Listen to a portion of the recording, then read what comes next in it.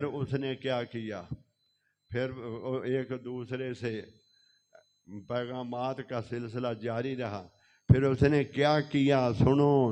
یہ بات سب سے زیادہ سننے والی ہے۔ پھر اس نے کیا کیا، 20,000 کا لشکر تیار کیا، 20,000 کا، مسلم بن عقبہ کی زیر قیادت 20,000 کا لشکر تیار کیا۔ جب اسے پتہ چلا کہ اہل مدینہ کا یہ حیا کریں گے، آقا دو جہاں کا روضہ اقدس کا حیا کریں گے، یہ مسلمان ہیں، مدینہ طیبہ حرمت والا ہے، وہ پاک ہے، یہ لوگ حیا کریں گے، انہوں نے شام کے عیسائیوں کی اکثریت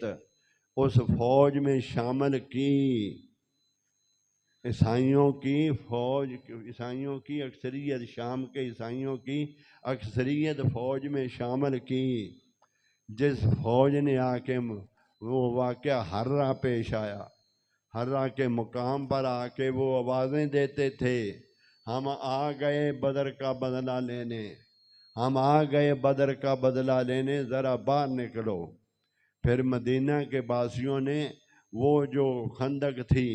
جو آقا دو جہاں کے زمانے میں کھودی گئی تھی، اس میں مٹی ڈال دی گئی تھی،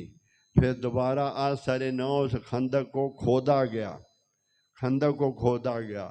اس طرح وہ شہر پناہ میں اہل مدینہ نے پناہ لے رکھی تھی۔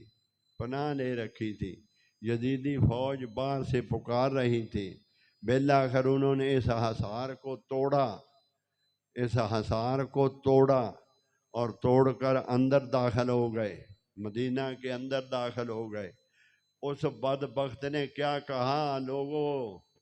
توجہ سے سنو، یہ بدبخت،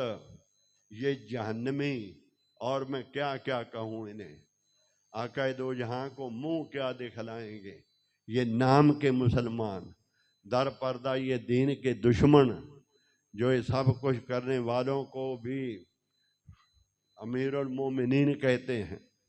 یہ رضی اللہ تعالی عنہ کہتے ہیں، اس حصار کو توڑ کے اندر آ گئے۔ اس